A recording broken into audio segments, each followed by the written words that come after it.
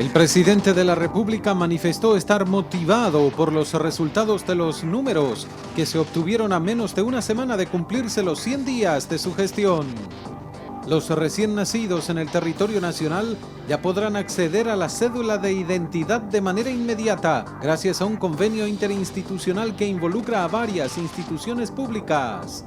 Las personas que reciben pensiones graciables y no sean censadas serán excluidas de las planillas de pago del Ministerio de Hacienda. El plazo vence mañana.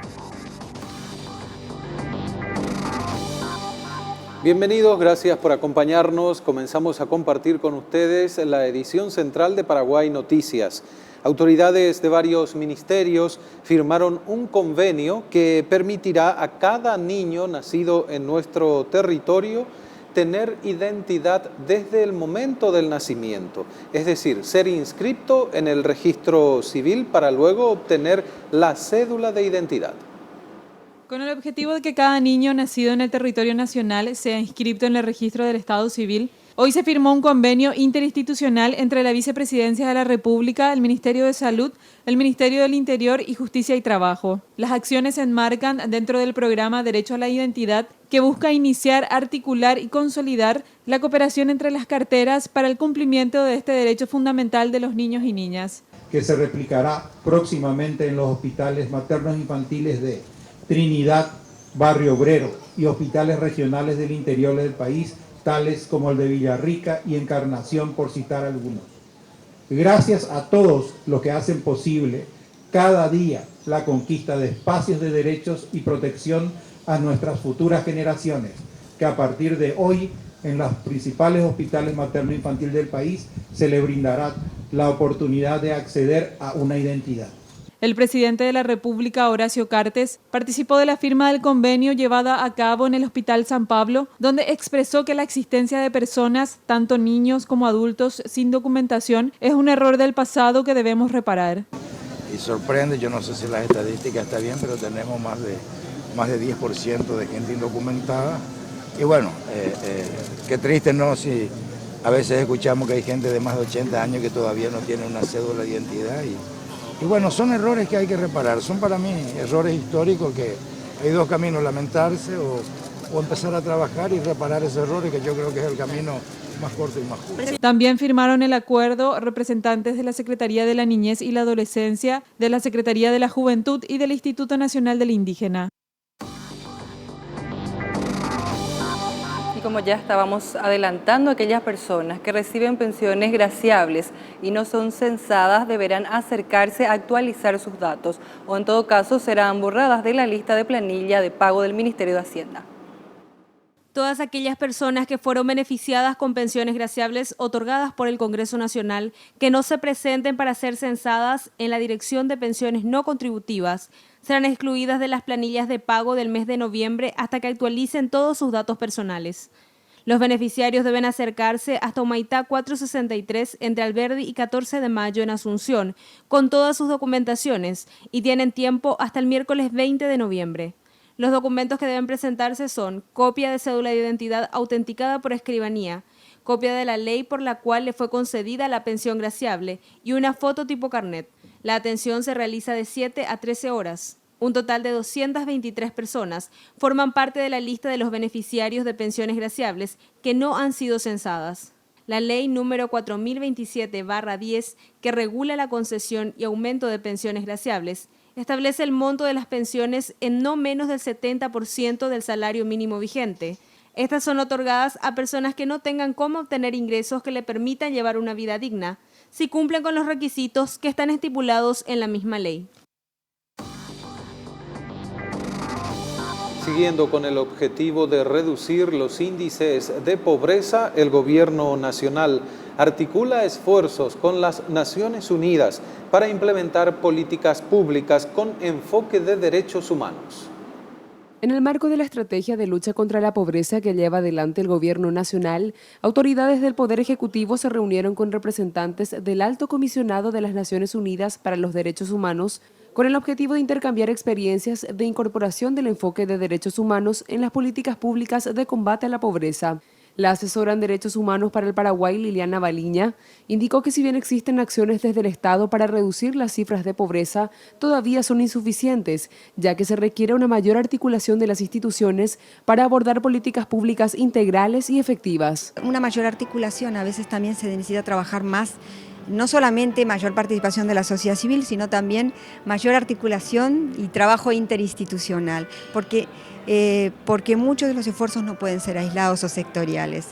Entonces, ¿cómo se necesita un trabajo conjunto? Y no pensar que el tema de derechos humanos lo cubre 2 o 3 instituciones, sino que es un tema que es el quehacer de todo el Estado. El ministro secretario de Acción Social, Héctor Cárdenas, refirió igualmente que las experiencias internacionales servirán para que el abordaje sea adecuado y abarque las múltiples causas que componen a la condición de pobreza. Se resaltó en este encuentro de que la pobreza es multidimensional y por lo tanto hay que abordarlo de esa forma, porque si tiene múltiples dimensiones y múltiples causas, con 2 o 3 acciones específicas solo no se va a solucionar el problema de la pobreza. Aprendiendo de la experiencia internacional, tener los abordajes adecuados y el trabajo adecuado con las familias, tener el tratamiento adecuado en los diversos programas que tiene el Gobierno Nacional. A partir de estos encuentros, el Gobierno elaborará un plan de desarrollo que contará con el asesoramiento del Alto Comisionado de las Naciones Unidas. Y el Ministerio de Educación y Cultura realizó la apertura de carpetas del concurso de oposición para 30 cargos. Estos cargos serán llenados por personas con discapacidad. El Ministerio de Educación y Cultura comenzó el proceso de evaluación de carpetas de personas con discapacidad que se presentaron para cargos administrativos. Un total de 150 personas se presentaron para el concurso público convocado por el Ministerio de Educación Pública, que desde este martes comienza el proceso de evaluación y selección de los nuevos funcionarios permanentes. En este sentido, la viceministra de Educación explicó que los postulantes deben tener como mínimo 40% de discapacidad para acceder al cargo requerido. Tienen que tener como mínimo un 40% de discapacidad, diferentes tipos de discapacidades, visual, física, auditiva, motriz, y tener una formación mínima, educación media concluida y capacidades específicas para asistencia en sector administrativo. El viernes 21 se sabrán los primeros resultados de los seleccionados. Luis Alberto Benialvo, del Sindicato de Profesionales de la Educación Especial, manifestó que se están dando pasos importantes en la inclusión de personas con discapacidad en la función pública. Y que se concreta una realidad que está impresa ya en las leyes. Por ejemplo, comenzando en la mismísima Constitución Nacional vigente, donde habla en un nuevo artículo de la igualdad, capítulo de la igualdad 47, si mal no recuerdo, donde habla de los cargos que no son electivos, para cargos públicos. El 20% de la población paraguaya sufre de discapacidad. Según la ley de la función pública, el Estado debería emplear como mínimo a un 5% de personas con discapacidad por institución.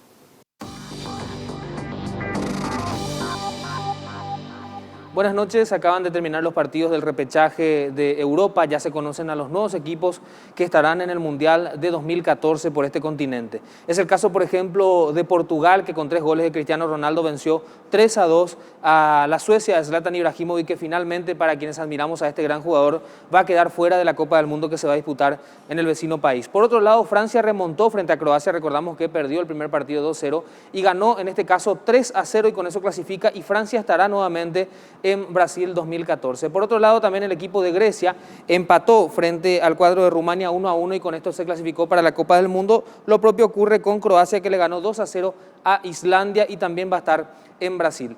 Los equipos africanos también ya se anotaron, los últimos que faltaban, en este caso Ghana y el equipo de Argelia. Estos dos se clasificaron después de superar en el repechaje a sus respectivos rivales. Ya se conocen entonces todos los equipos que estarán en Brasil 2014.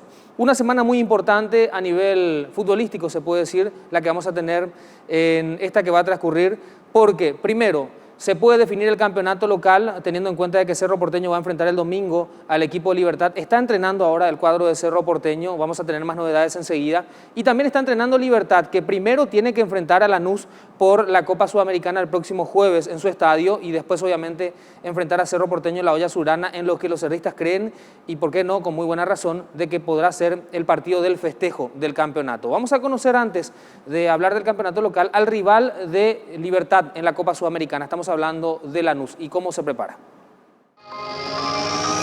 Lanús llega a semifinales de Copa Sudamericana después de haber derrotado a All Boys por la fecha 16 del torneo inicial de Argentina. Los dirigidos por los mellizos Barros Esqueloto perdían 2-0 y lo dieron vuelta en la segunda etapa. Los ex Boca Juniors, Leandro Somoza, Santiago el Tanque está tercero a 2 puntos de San Lorenzo y a 1 de Newell's, con 8 partidos ganados, 4 empatados, 4 perdidos, 28 goles a favor y 14 en contra. El Granate, como club, cumplirá 99 años en enero y a lo largo de su historia ganó un solo título de primera división de su país, el Apertura 2007, con la conducción técnica de Ramón Cabrero y 4 subcampeonatos. También ganó una Copa Conmebol en 1996, su único logro a nivel internacional. El club se ha caracterizado por conservar una línea de trabajo en cuanto a la dirección técnica y la promoción de jugadores. Mediante esto se ha vuelto uno de los protagonistas del torneo argentino en los últimos años.